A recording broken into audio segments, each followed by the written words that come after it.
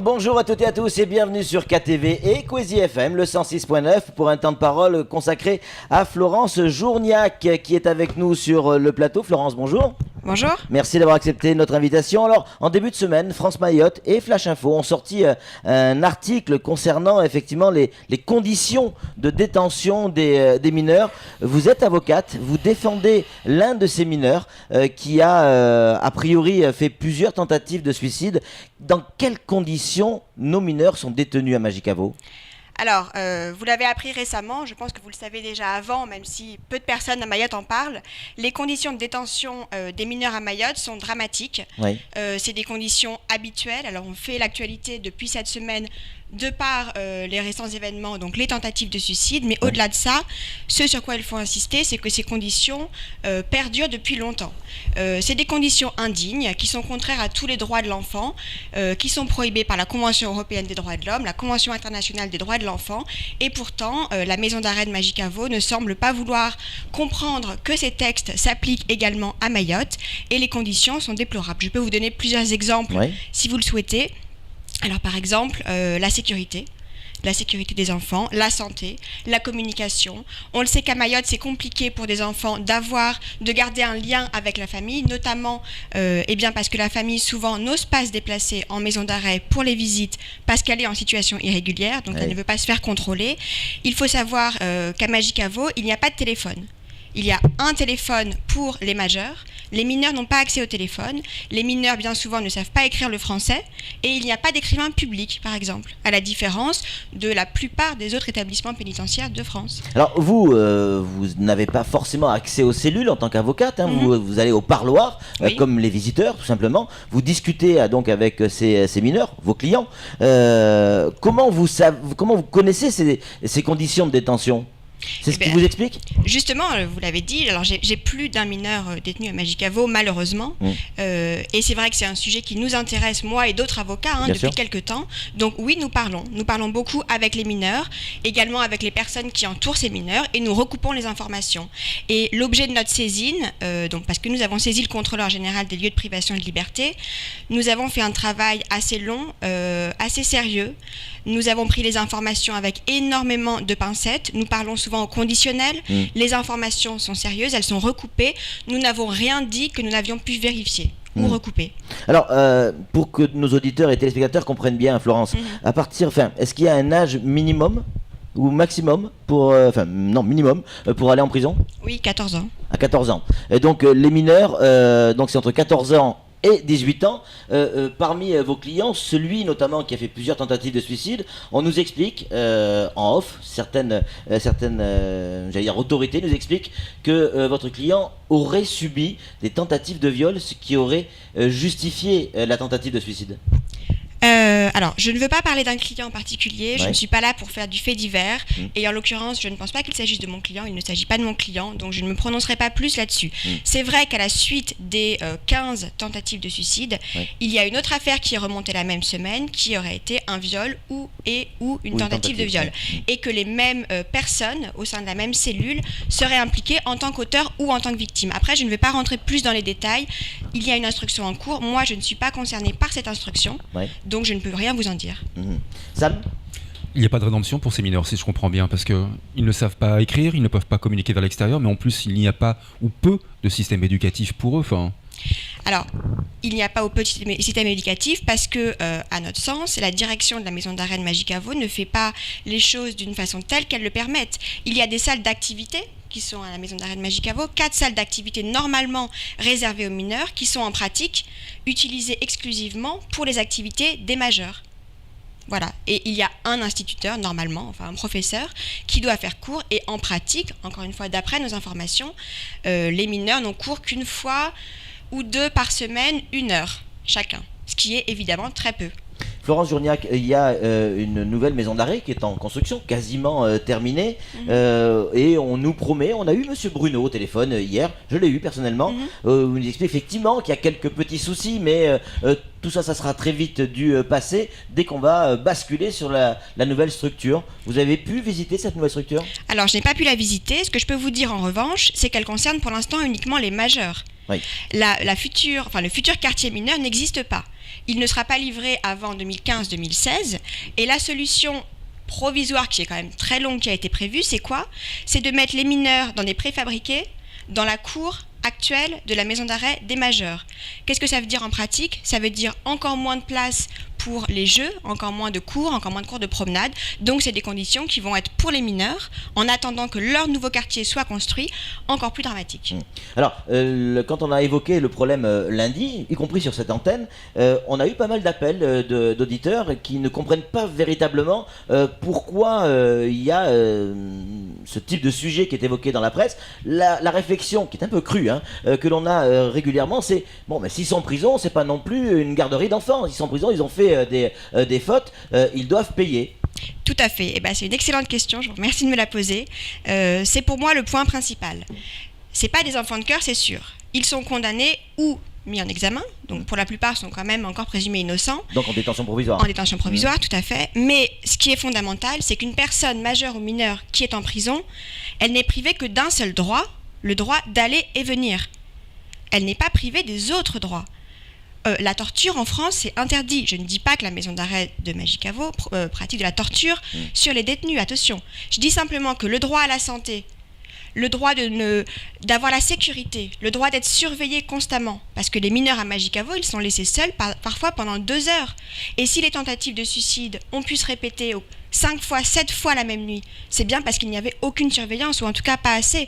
Le droit à la communication avec la famille, le droit à l'éducation, le droit à l'instruction, ces droits-là, ils n'en sont pas privés. La prison, c'est pour qu'ils comprennent effectivement ce qu'ils ont commis, qu'ils comprennent leurs fautes, qu'ils fassent un travail sur eux-mêmes, mais pour des mineurs, c'est une exception, et ça doit surtout leur permettre de se réinsérer dans la société ensuite.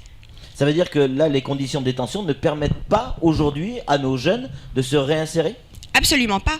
Et d'ailleurs, la plupart des jeunes qui sont actuellement, en tout cas mes clients, à Magicavo, c'est des jeunes qui ont été placés là très jeunes pour des faits de vol. Donc c'est pas pour des faits d'atteinte aux personnes, c'est quand même pour des faits de vol. Je sais bien que c'est embêtant, mais ça reste un vol, voilà. Qui ont fait des allers-retours entre la prison et l'extérieur, parce qu'au départ on leur dit oui, 1 mois, 2 mois, 3 mois de détention, ça va les calmer un peu, ils vont ressortir, ils vont comprendre, mais pas du tout, c'est le contraire. 3 mois de détention, sans contact avec la famille, sans école, ça les désociabilise encore plus. Flo, vous avez une question pour Florence. Oui, est-ce que c'est une exception mahoraise ? Parce que, je sais pas, le sujet des conditions de détention dans les prisons, Beaumet, c'est pas le paradis non plus. Là, on parle de mineurs. Est-ce que c'est une spécificité mahoraise ? Alors, je pense que l'éloignement géographique de Mayotte avec la métropole, oui, bien sûr, et que les conditions de détention des mineurs à Mayotte, je n'ai pas fait le tour de toutes les prisons de France, j'en ai néanmoins vu certaines, je pense qu'elles sont particulièrement indignes, oui. C'est quoi les règles de base ? Combien de mineurs dans une cellule ? Pour combien de mètres carrés ? Est-ce que c'est réglementé, ça ? Alors, normalement, le contrôleur général des lieux de privation de liberté demande que le principe de l'encellulement individuel soit respecté. À Mayotte, on le sait tous, c'est absolument pas le cas. Actuellement, notamment en suite des événements dramatiques du mois d'avril, il y a moins de mineurs isolés, de mineurs détenus, également parce que j'imagine que les juges sont un petit peu plus réticents à les envoyer à Magicavo. Donc il y a 9 mineurs actuellement. Mais il y a peu de temps, ils étaient 23. Et vous imaginez bien qu'ils n'étaient pas 1 par cellule, mais 4, 5, 6. On nous dit qu'il y a 6 places pour les mineurs à Magicavo. Et si vous dites qu'ils sont 23... il y a 6 cellules. Ouais. Et actuellement, il y a 4 cellules où ils sont 1, si mes informations sont bonnes, et une cellule où ils sont 4. Voilà. D'accord.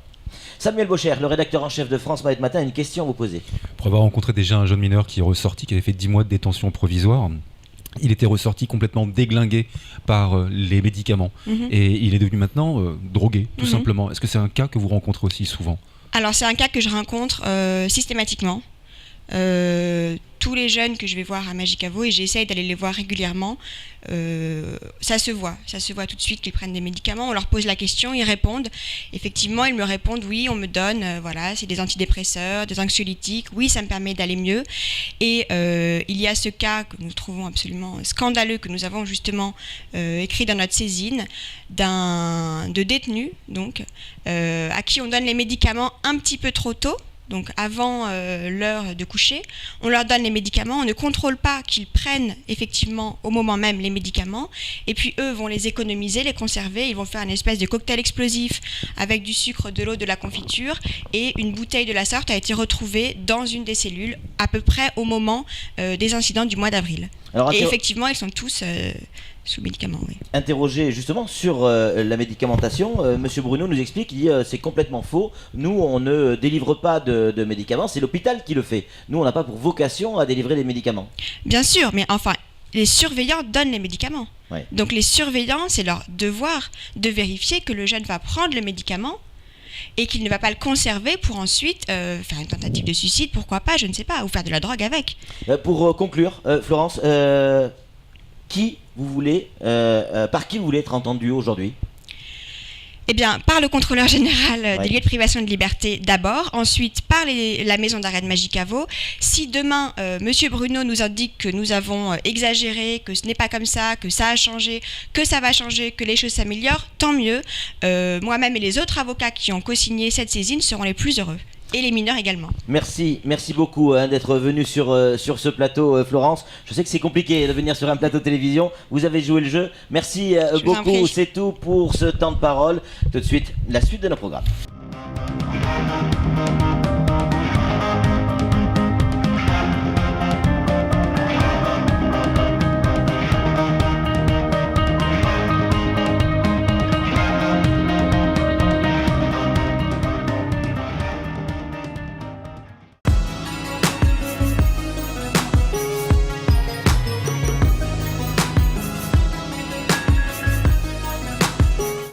Bien sûr, pour ceux qui se sentent mal, vous aurez du mal à recevoir le faux journal. Ça, c'est bien les oreilles, dis donc, c'est le faux journal. Envoie connard, 69, 69. Votez pour moi, messieurs. Bienvenue dans votre faux journal. Je voudrais quand même que tu nous parles des élections quand même. Les élections, ça y est, on est en plein dedans, c'est vrai, en plein dedans. Hein. On a l'impression que ça y est, c'est la période des tampax. Tout le monde a la candidature. Exactement, tout le monde a des règles douloureuses. Arrête, non, ça va. Non, mais ça va saigner cette année, hein, ça c'est clair. Arrête, il y a le CSA qui écoute. Mais tout le monde veut être maire. Avant d'être père. Mais les gars, s'il vous plaît, voilà, laissez le place aux femmes quand même. Et ça file être des mères que, voilà. Vous êtes des pères, déjà, il y en a qui ne le sont pas encore. On a regardé la liste des candidats, il y en a qui ne sont pas encore pères. Ouais. Donc, voilà, commencez à faire des enfants d'abord avant de venir vous présenter.